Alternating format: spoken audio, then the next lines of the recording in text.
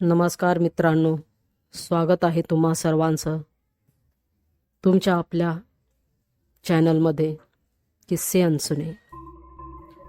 मित्रांनो, कथा सुरू करण्याआधी तुम्हाला या कथेबद्दल थोडंसं सांगावंसं वाटतं. ही कथा स्वतः माझ्यासोबत घडलेली घटना आहे. म्हणतात नवरात्रीत सर्व प्रेतपिशाच मोकाट सुटलेली असतात. त्यांच्यावर कोणत्याच देवतेचं बंधन नसतं. या 9 दिवसात आता हे कितपत खरं आणि खोटं हे नीटसं सांगू शकत नाही. असो, चला तर कथेला सुरुवात करूया. नवरात्री हा माझा आवडता सण.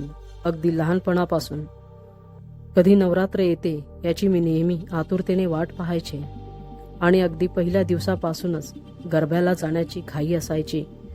मला व सोबत माझ्या मित्रमैत्रिणींनाही. तेही तेवढेच उत्सुक असायचे. आमच्या गरब्याचा 7 जणांचा ग्रुप असायचा. मी सुरुवातीच्या दिवसात ठाणे शहरात कैलाशनगर या विभागात राहायला होते. वस्ती तशी भरगच्च होती. चाळीही एकाला एक अशा लागूनच होत्या. त्यामुळे मित्रमैत्रिणीही मुबलक प्रमाणात होत्या. मात्र गरब्याचा ग्रुप हा आमचा 7 जणांचाच होता. त्यापैकी अनिल, त्याला आम्ही शॉर्टमध्ये आण्या म्हणायचो, तो जरा घाबरतच होता. प्रिया जरा धीट होती. संपतही जरा बेताचाच होता. एरवी हिंमत दाखवायचा, पण कधी भूताखेतांची बात आली की पार गळून जायचा.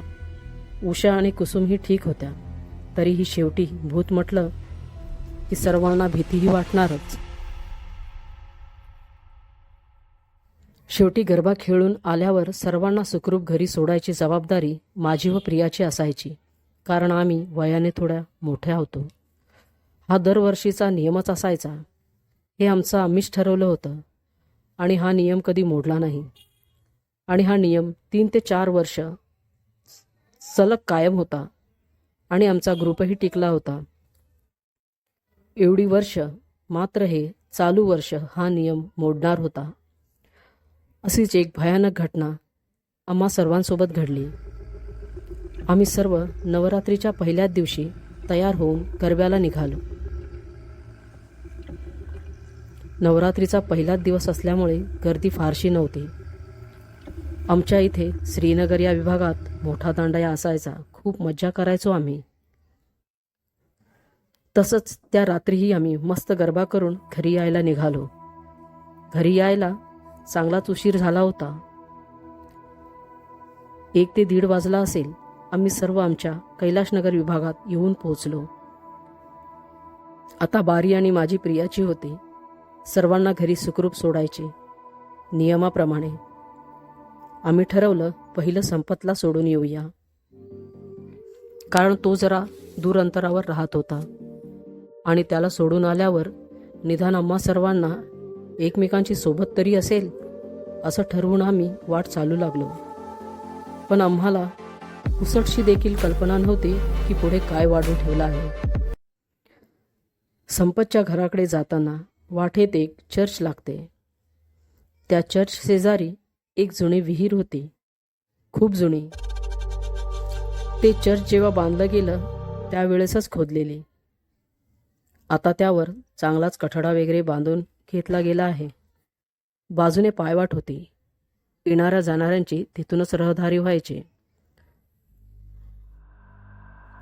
जवळच त्या पायवाटेने एक गल्ली सोडली तर एक मोठी मोकळी जागा होती. ती कधी काळी स्मशानभूमी म्हणून ओळखली जायची, जी आता बंद करण्यात आली होती. कारण वस्तीत स्मशान लोकांना नको असावे म्हणून कदाचित. आम्ही सर्वजण गप्पा मारत संपतला सोडायला चाललो होतो. चालता चालता आम्ही त्या परिसरात जिथे ती विहीर होती तिथे पोहोचणारच होतो. तेवढ्यात मी संपतची मस्करी केली. अरे संप्या, पुढे जरा पुढे चालला आहेस, बघ हां.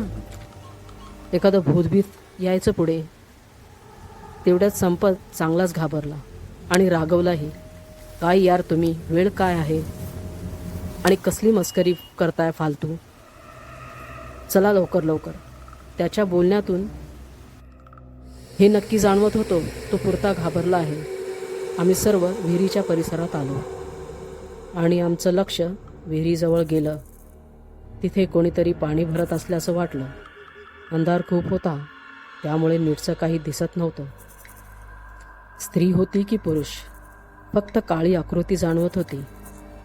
त्याचा पेहरावही नीटचा कळत नव्हता. जणू वाटत होतं एखाद्या व्यक्तीने बुरखा घातला असावा. फक्त काळा रंग जाणवत होता. आम्ही सर्व तिथेच थांबलो. आम्ही सर्व आता घाबरलो होतो. एवढ्या रात्री विहिरीवर कोण पाणी भरायला येणार? रात्रीचा जेमतेम 1:30 वाजला असेल. काहीच सुचत नव्हतं. ती आकृती पाणी खेचताना तर दिसत होती आणि पाणी खाली ओतताना दिसत होती.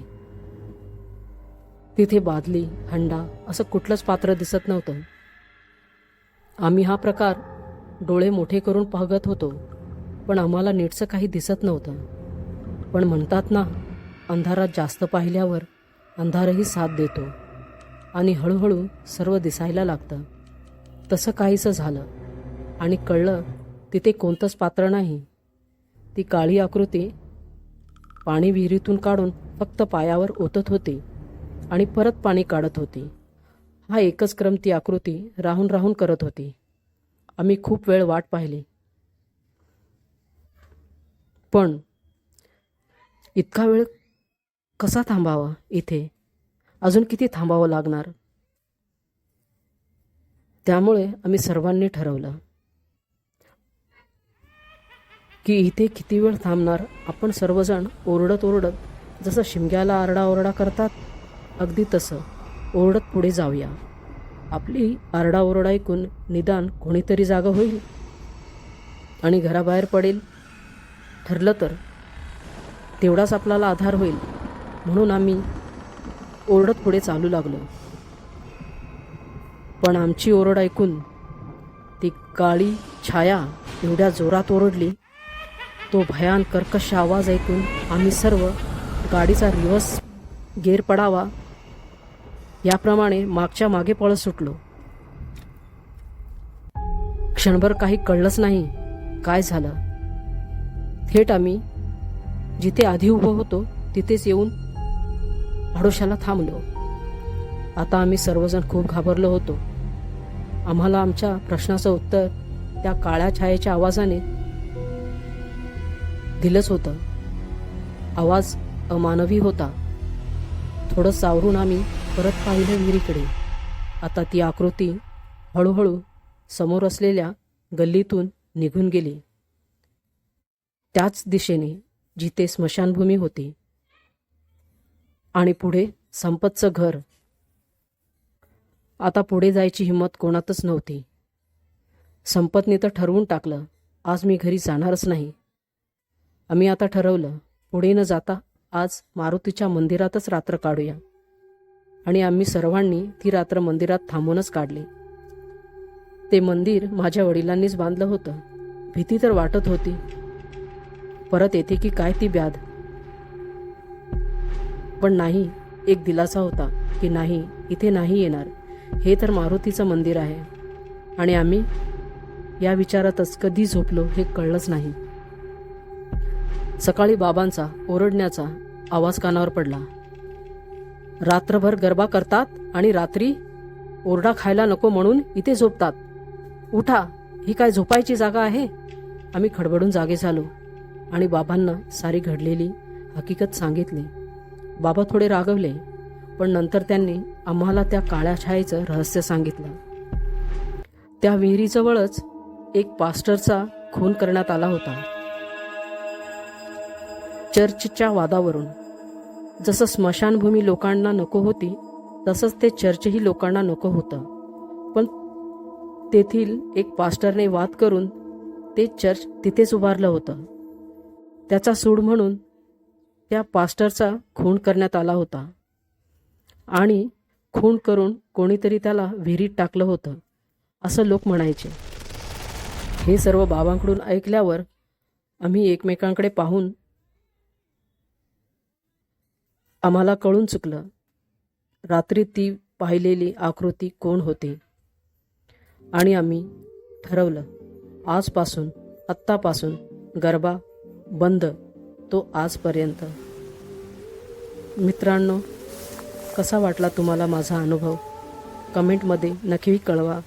व्हिडिओ आवडल्यास व्हिडिओला लाईक, चॅनलला सबस्क्राईब करायला विसरू नका. चला तर मित्रांनो, भेटूया पुढील कथेत, पुढील अनुभवात. तोपर्यंत नमस्कार.